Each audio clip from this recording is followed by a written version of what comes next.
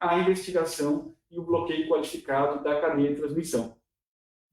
Abordamos aqui os temas trazidos pela Gazeta, tem os temas do jornal Leopoldinense, gostaria que o nosso secretário pudesse estar abordando. O número de casos confirmados para a Covid-19 voltou a aumentar na região das Três Santas, Santa Leopoldina, Santa Teresa e Santa Maria do Jetibá, o que pode ter provocado o aumento dos casos. A flexibilização pode ter sido o fator para o aumento dos casos. Retorno das aulas volta a ser preocupante? Quais medidas os municípios deverão adotar? Esses 3 municípios estão localizados, obviamente, todos conhecem aqui do Espírito Santo, na região das montanhas, onde a questão do turismo tem uma questão preponderante.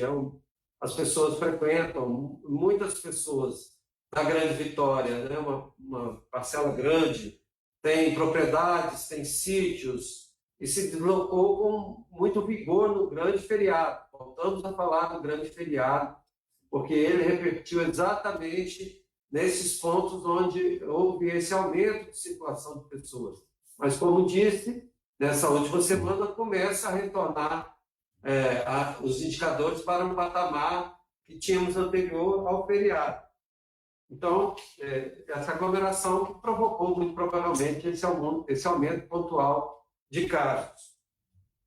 A retorno às aulas do secretário já comentou aqui um pouco sobre isso, vamos falar mais adiante, de maneira geral, está mantido aí a atividade de retorno às aulas, a questão do inquérito escolar e do censo escolar é uma questão importante para conhecermos a realidade imunológica dessa comunidade.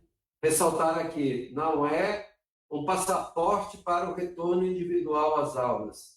Testar o professor, testar o aluno, os funcionários, servidores da educação, não significa para eles um passaporte autorizando ou não o retorno à atividade escolar de cada um deles, mas sim para que conheçamos a realidade imunológica.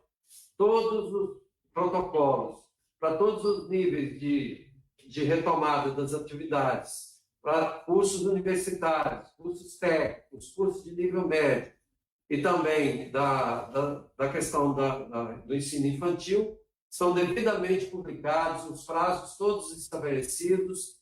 Agora, depende de cada instituição de ensino publicar seu plano de enfrentamento da doença, construir um comitê local que vai avaliar este plano de enfrentamento da doença para que as aulas retomem em cada uma dessas instituições. Então, está mantido aí a retomada das atividades escolares.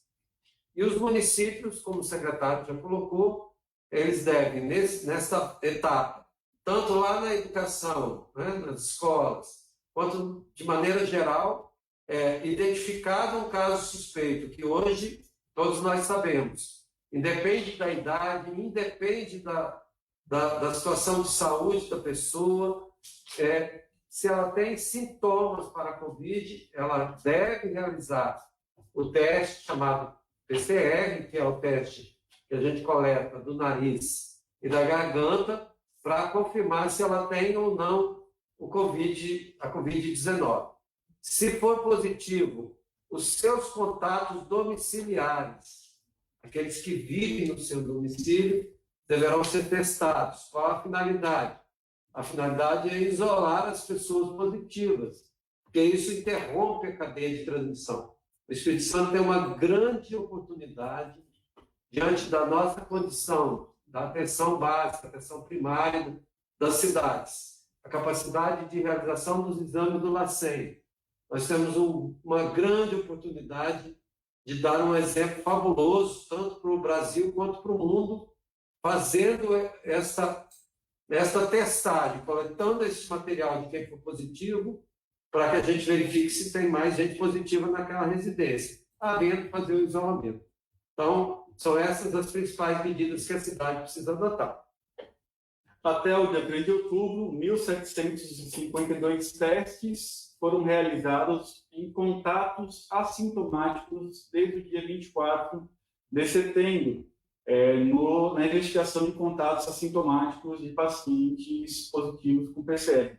Então, a pergunta aqui no chat do YouTube sim, todos os profissionais da rede pública estadual, né, geridos pela SEDU, do Governo do Estado do Espírito Santo, serão testados. Então, quando eu faço uma testagem universal, eu testo a toda a população, eu realizo um censo.